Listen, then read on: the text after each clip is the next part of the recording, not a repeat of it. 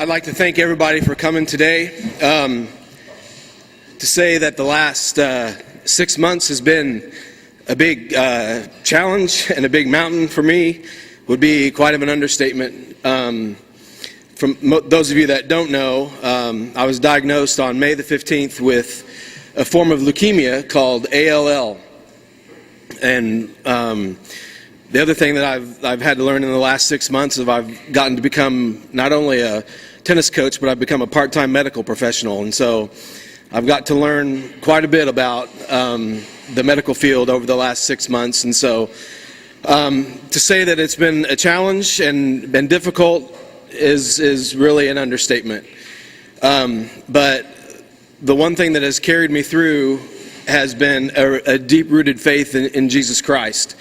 And I could sit here and tell you countless miracles and things that have happened along this journey that keep me going and keep my faith strong. And I've had tremendous support from my family and from my friends, and I would be remiss if I didn't say thank you to some people in this room. First off, the coaching staff in this room. When I was first diagnosed, I think they kind of thought that I was broken and kind of stayed away for a little while. But then about a week after I was diagnosed, I started getting texts and emails and phone calls, and they were so encouraging, and just really appreciate all the many times that I get phone calls or texts asking me how I'm doing and asking me what's the next step and what's going on and how are you handling things, and that has just been wonderful, and I so much appreciate the coaching staff, and you know, it's been good.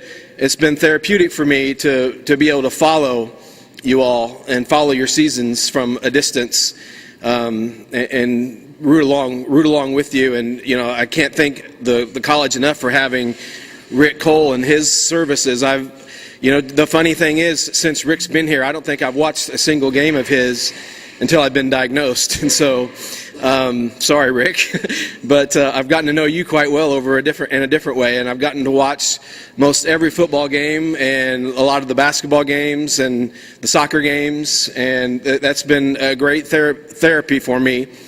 Can't thank Rick enough for stepping in and taking a lot of my responsibilities as sports information director.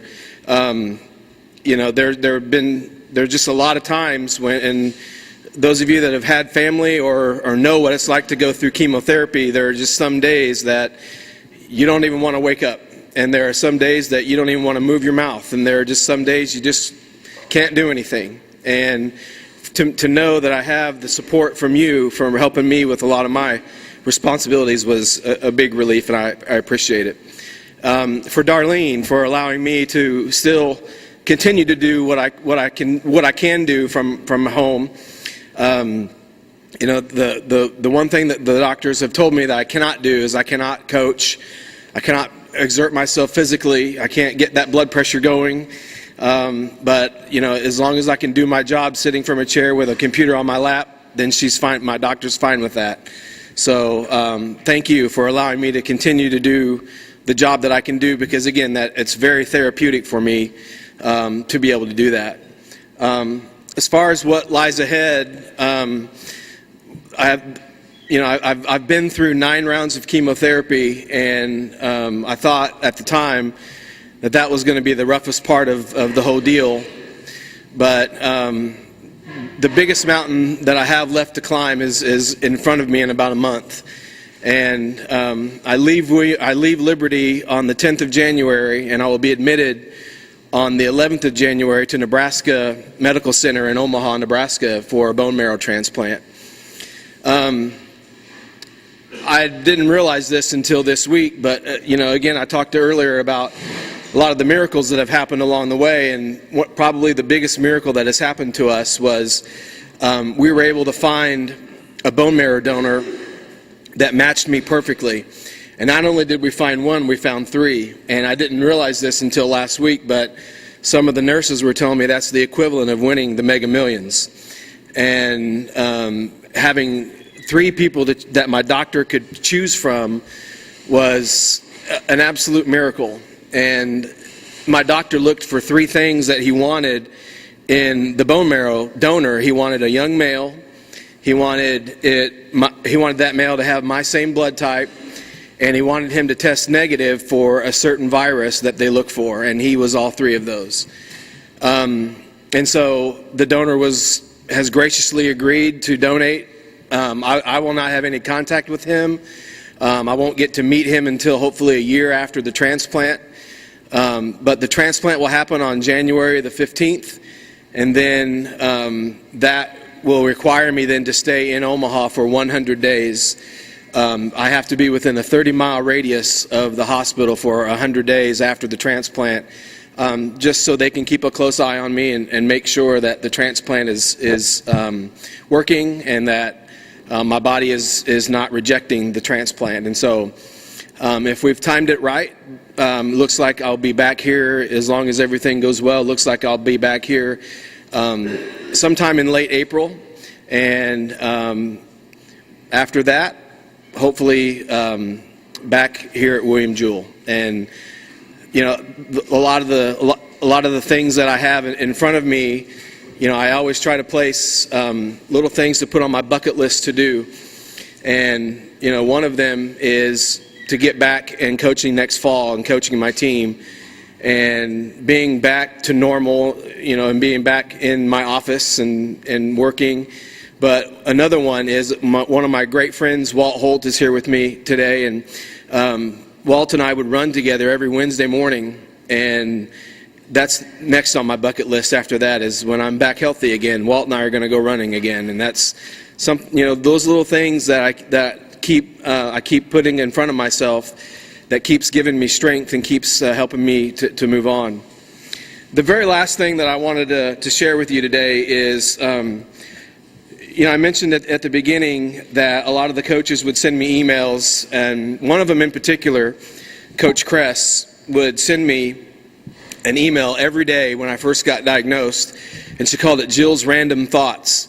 And the reason why she would do that is because, I don't know if you know this or not, but she's a horrible cook, and I didn't want her giving our family meals, and so she offered to do that instead. So, but one of the emails that she sent me, I've held on to and will always keep, and it's going to get kind of emotional for me to read this, but I don't know if you all have ever known or ever researched what a cardinal is. And I had never known what a cardinal is. What is a cardinal? You know, I know it's a bird, and I know, but what is a cardinal? And Jill sent me the meaning of what a cardinal is. And her email was, Paul, have you ever wondered why teams have a mascot as a cardinal? Well, I have, and I got my answer this past year from one of my players, and it reminds me of you and why you are the perfect cardinal. Every game I assign one of my players the responsibility of getting in front of our team with a thought or a motivation. Jess Wheeler did this for us when we were getting ready to play Quincy at Quincy.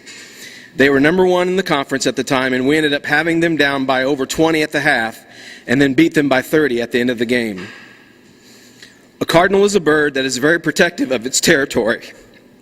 It doesn't go out looking for a fight, but when it is threatened, it attacks whatever it is threatening them, his family, his team, his faith, or territory. Cardinals will even fly into glass windows, seeing their reflection, thinking that it's being threatened.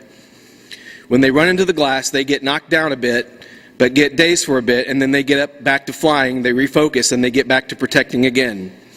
The next thing that comes at them, they go full force, and they never stop fighting or attacking the thing that is threatening them until it leaves.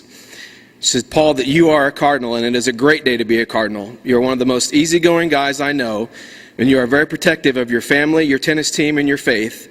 You hit a window while flying. You didn't see it, and none of us could see it coming. The window was your diagnosis. The fact that you hit it and it's there isn't going to change the fact that the window is always there. There are going to be times through this battle that you may hit a few more, but again, you are a cardinal. You may get knocked down and dazed a bit, but you will get back up and continue to protect and go after anything that threatens you, and with the same attitude that you attack everything. We win. That's what cardinals do. And it is a great day to be a cardinal. Thank you.